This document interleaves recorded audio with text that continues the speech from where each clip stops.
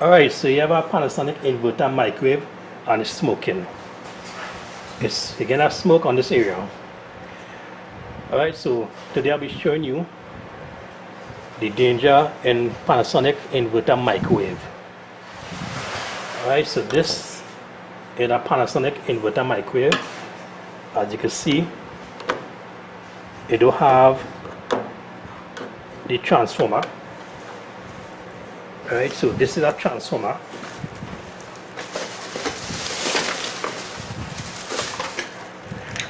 Alright, so this is a transformer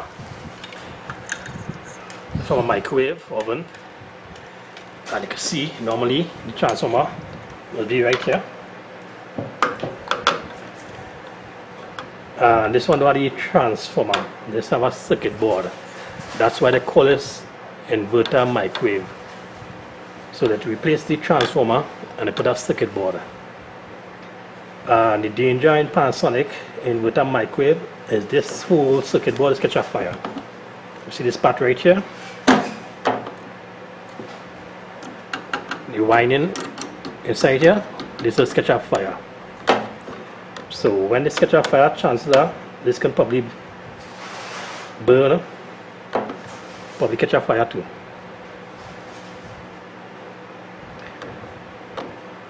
Right, so I will plug it on and show you that it's sparking. Right, so I'll plug it on and I'll put it on for probably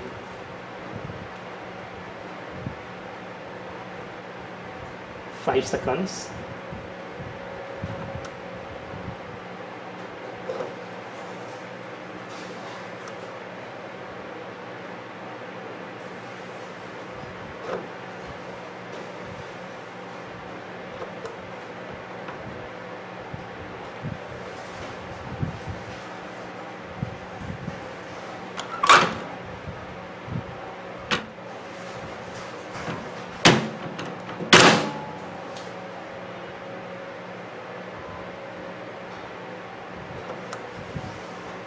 Alright, so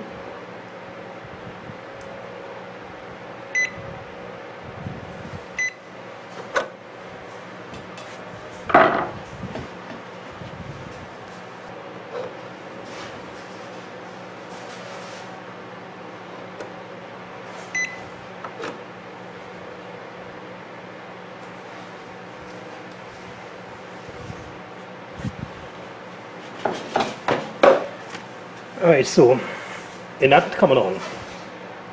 I plugged it on, everything showing up, display everything showing, but not coming on because it looked like the circuit board are damaged so bad and again no power. But when I first got this, it was sparking right here.